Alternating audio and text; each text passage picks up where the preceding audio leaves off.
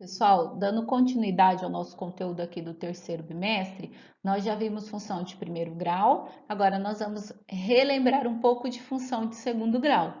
Então, a função de segundo grau, ela é aquela aonde a potência da minha incógnita x é 2. Sempre que eu tiver uma equação, uma função, onde a potência da minha incógnita x for 2, eu tenho aí uma função de segundo grau. Mas qual é a cara de uma função de segundo grau?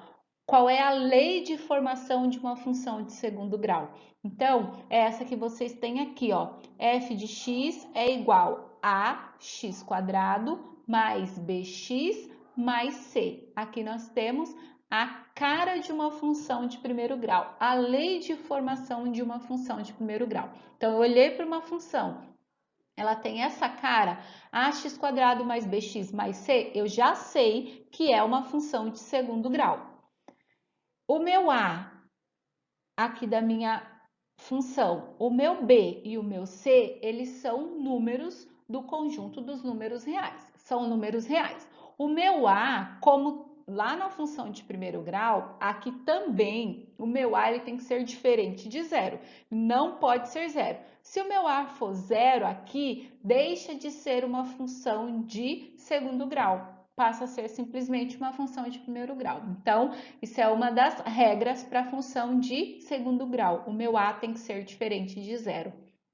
Aqui eu tenho dois exemplos para vocês de função de segundo grau. O primeiro exemplo, f de x é igual a x quadrado mais x menos 6. O segundo exemplo, f de x é igual a menos x quadrado. Mas nós podemos dizer que na letra A aqui, eu tenho uma função de segundo grau completa, eu tenho o termo que acompanha o quadrado, o termo que acompanha o x e um termo independente. E nessa segunda aqui, no meu exemplo B, eu tenho uma função de segundo grau incompleta, mas não deixa de ser uma função de segundo grau. E aqui nós vamos relembrar novamente sobre raízes. Aqui, raiz de função de segundo grau, né? Então, o que é uma raiz? Raiz é um valor, é um número que eu substituo no lugar da minha incógnita x e zera a minha equação, tá? No caso da função de segundo grau, para eu encontrar essa raiz, encontrar este valor, eu vou usar a fórmula de Bhaskara, que vocês ouviram tanto falar lá no ensino fundamental 2, que vocês viram também durante o primeiro ano, tá? Aqui nós temos a fórmula de Bhaskara, a primeira parte da fórmula de Bhaskara, delta é igual a b quadrado menos 4 vezes a vezes c, e a segunda parte, x é igual a menos b mais ou menos raiz de delta sobre 2 vezes a. Aqui nós temos uma função de segundo grau. Sempre que eu tiver uma função, uma equação de segundo grau, a quantidade de raízes está relacionada com o grau da equação. Se é uma equação de segundo grau, ela vai ter duas raízes. Eu vou resolver aqui pela fórmula de Bhaskara e eu vou encontrar as raízes dessa equação de segundo grau, ou seja, o número que eu substituo no lugar de x que zera a minha equação. Então, eu tenho aqui, dada a função 4x² menos 4x menos 24 igual a zero, vamos resolvê-la. O primeiro passo, eu vou escrever os coeficientes, ou seja, qual é o valor do meu A, qual é o valor do meu B, qual é o valor do meu C, que eu vou aplicar aqui na minha fórmula de Bhaskara. Então, o meu A é o termo que acompanha o x². Qual é o valor? 4. O meu B é o termo que acompanha o x, ele acompanha o sinal aqui, ó. Então, o meu B vale menos 4. E o meu C é o termo independente, que não vem acompanhado da incógnita x. Então, o meu C vale menos 24. O segundo passo, eu vou calcular o meu discriminante, que é o meu delta. Então, eu vou substituir na primeira parte da fórmula, delta é igual a b quadrado menos 4 vezes a vezes c.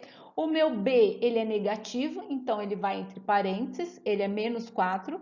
Delta é igual a menos 4 entre parênteses elevado ao quadrado, menos 4 aqui, que faz parte da fórmula, vezes o meu A, que é 4, vezes o meu C, que é negativo, por isso que ele está entre parênteses, esse menos 24. Delta é igual menos 4 vezes menos 4, menos com menos vai dar mais, sempre na multiplicação eu aplico a regra de sinais, menos 4 vezes menos 4 vai dar mais, 4 vezes 4, 16. Aqui eu tenho uma outra multiplicação, menos 4 vezes 4. Então, aplicando a regra de sinais, menos com mais vai dar esse menos aqui, 4 vezes 4, 16. E copiei o vezes menos 24. Nesta linha aqui, ó, eu coloquei delta é igual a 16, eu só copiei esse 16 aqui, ó, baixei ele. Apliquei a regra de sinais nessa multiplicação, menos com menos, mais, 16 vezes 24, 384. Logo, meu delta é igual a, somo 16 mais 384, vai dar 400. Encontrei o valor de delta, agora eu vou para o meu terceiro passo, que é substituir o valor do delta e resolver essa segunda parte aqui da minha fórmula. Então, a fórmula diz x é igual a menos b mais ou menos raiz de delta sobre 2 vezes a. Então, x é igual a menos, que é da fórmula, e o meu b ele é negativo, ele é menos 4. Então, eu tenho menos da fórmula e o menos 4 aqui dentro do parênteses. Mais ou menos a raiz do meu delta, que é 400, tá?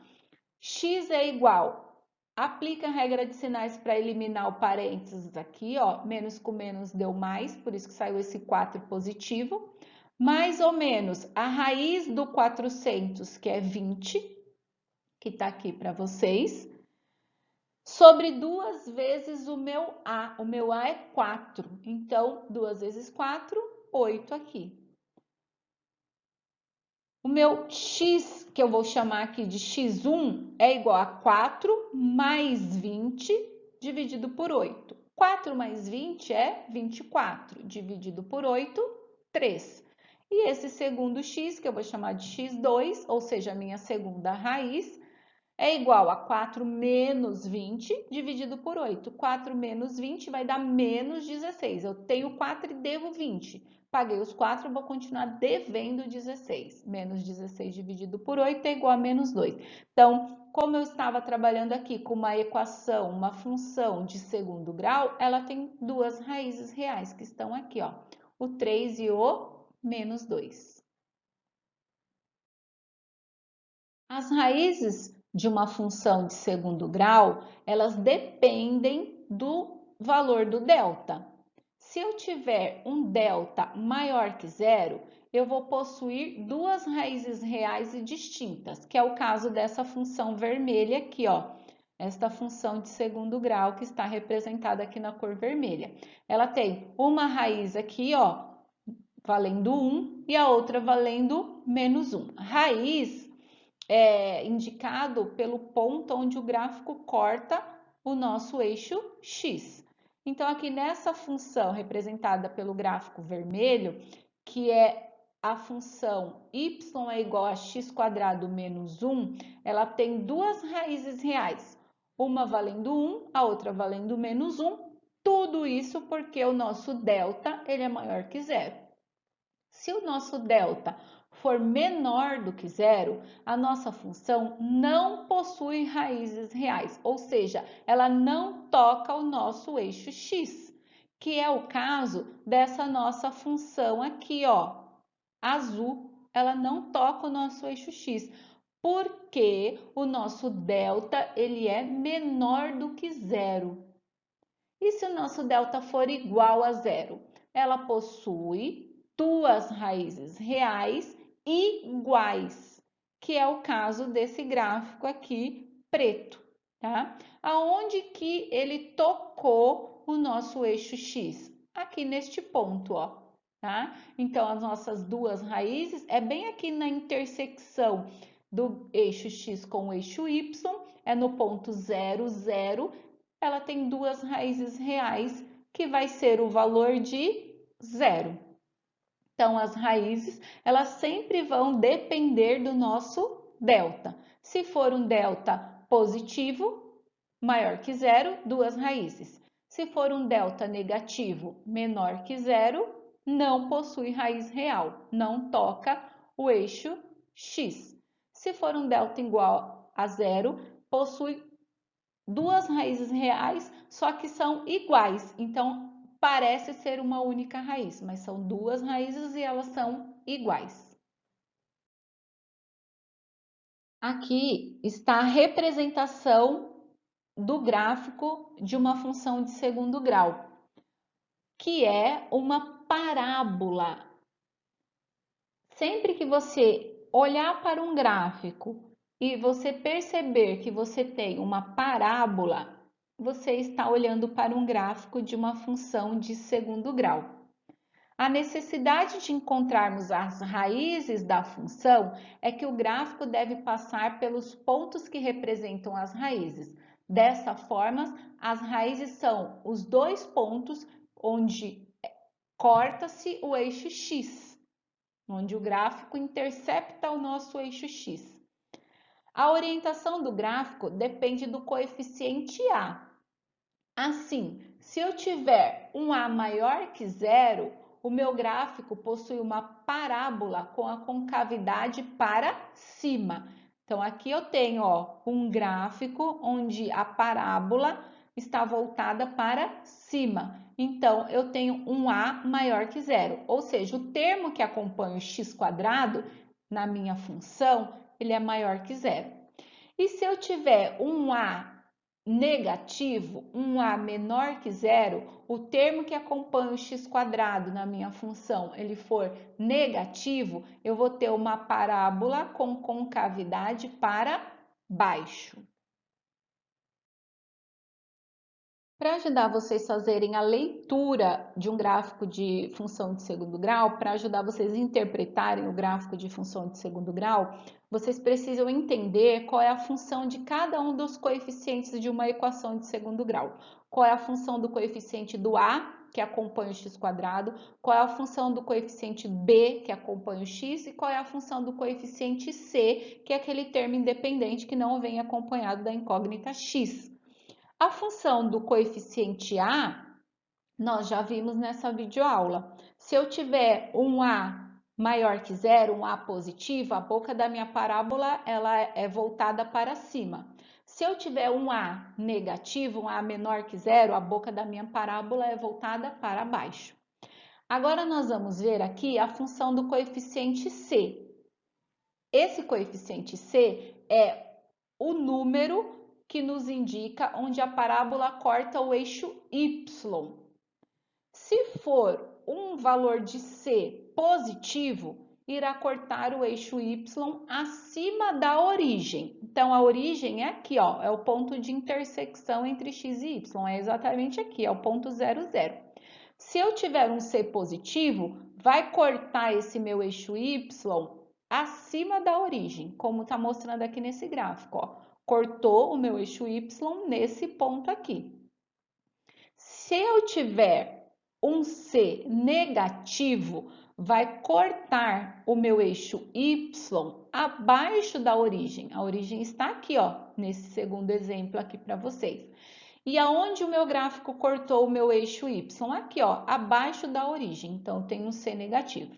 Então, vamos olhar essas informações que eu tenho aqui, Neste gráfico, eu tenho a parábola voltada para cima, então eu tenho um a maior que zero, e o meu gráfico corta o meu eixo y acima da origem, então eu também tenho um c maior que zero, um c positivo. Olha essas informações aqui, para este gráfico. O meu a é maior que zero, por isso a boca da parábola está voltada para cima. E o meu C é menor que zero, ou seja, o meu gráfico cortou o meu eixo Y abaixo da origem. O meu C, ele é negativo nesse caso aqui. Agora vamos ver um pouco a função do coeficiente B, que é o que acompanha o x lá na função de segundo grau. Então, se eu tiver um B menor que zero, ou seja, um B negativo, A partir do ponto de corte de y, ou seja, a partir lá daquele valor onde é o meu C, a curva da parábola irá descer. Então, aqui eu tenho o ponto, ó, aonde cortou meu eixo y, e olha a setinha indicando aqui, ó, que a curva da minha parábola ela está descendo. Então, o traço dessa parábola ele está descendo para depois fazer a curva aqui. Olha esse outro caso. Se eu tiver um B maior que zero, a partir do ponto de corte do eixo Y, então aqui está o meu corte do eixo Y, o meu eixo Y aqui, cortou meu eixo Y aqui. Logo, esse meu B, ele é maior que zero, porque olha o segmento da minha curvatura, ele está subindo. Olha essa setinha aqui, ó, tá subindo. E nosso terceiro caso aqui, para o coeficiente B, se ele for igual a zero. Após o ponto de corte, não haverá inclinação. Nesse exemplo, B é igual a zero, pois logo após o ponto de corte, iremos reto. Este exemplo é muito particular, porque você pode achar que é positivo, você pode achar que vai subir. Porém, a regra diz que tem que ser um ponto mais próximo do corte, ou seja, milimetricamente, então neste exemplo vai reto. Se você observar aqui, ó, o ponto do corte aqui no meu eixo Y, o meu B, eu não posso considerar como se fosse um B positivo. Após milimetricamente, após esse ponto de corte, eu tenho aqui, ó, uma reta para depois começar a curvatura. Então, esse caso aqui de um B igual a zero seria uma função do tipo, por exemplo, x quadrado mais 5, x quadrado menos 5. Não vai ter o termo que acompanha o x. O meu B vai ser igual a zero.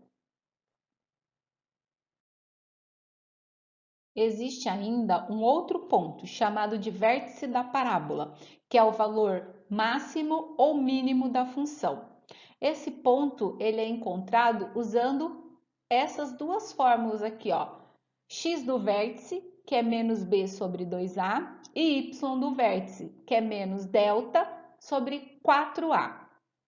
O vértice irá representar o ponto de valor máximo da função quando a parábola estiver voltada para baixo. Então, é o caso da nossa função vermelha aqui, ó, a parábola está voltada para baixo, o valor máximo seria aqui no vértice, ó. E quando a parábola estiver voltada para cima, nós vamos ter o valor mínimo da nossa função, que é o caso dessa azul aqui, ó. Parábola voltada para cima, valor de mínimo seria aqui, ó, no vértice. Observe que a parábola azul possui ponto de mínimo. Então, aqui tá, ó, a lei de formação da parábola azul. Y é igual a x quadrado mais 1. O que eu sei do meu A? O meu A é o termo que acompanha o x quadrado. O meu A vale 1. Ele é maior que zero, por isso a boca da parábola voltada para cima. O que é o meu C? O meu C é o termo independente, ó. O meu C aqui é mais 1. O C é o ponto aonde o gráfico corta o meu eixo Y. Então, aqui, essa função azul, ó, ela está cortando o nosso eixo Y aqui exatamente no 1 positivo. E observem que este gráfico, esta função, y é igual a x quadrado mais 1, não tem o termo que acompanha o x, que é o nosso termo b. Então, aqui, o nosso b é igual a zero. A função vermelha, que representa o ponto de máximo na nossa parábola, aqui é o nosso ponto de máximo, ela tem esta lei de formação, y é igual a menos x quadrado mais 1. Então, vamos estudar um pouquinho essa função aqui. O que eu sei do meu A? O meu A é o termo que acompanha o x quadrado. Nesse caso aqui, o termo que acompanha o x quadrado, ele é menos 1. O meu A vale menos 1. ele é negativo. Por isso, a boca da parábola, a concavidade aqui, está voltada para baixo. O que eu sei do meu C? O meu C é o termo independente. O meu C é o ponto onde o gráfico corta o eixo Y. O meu C aqui é mais um, ó. Então, esse gráfico vermelho está cortando o nosso eixo Y aqui exatamente no mais um. E como a função azul, essa função vermelha também não tem o termo que acompanha o x, não tem o b. Então, logo, o meu b é igual a zero. Nós estamos encerrando aqui essa primeira parte do nosso conteúdo do terceiro bimestre. É só a primeira parte. Nós vimos função de primeiro grau, função de segundo grau. Então, façam as atividades do percurso formativo. Lá no percurso formativo, vocês têm outros exemplos de função de primeiro e segundo grau. Lá tem todas as definições, então estudem o percurso formativo, façam as atividades. Precisando de mim, é só me chamar via WhatsApp, via Messenger, eu estou sempre à disposição. Não se esqueçam que cada um tem que fazer a sua parte. E até a próxima aula.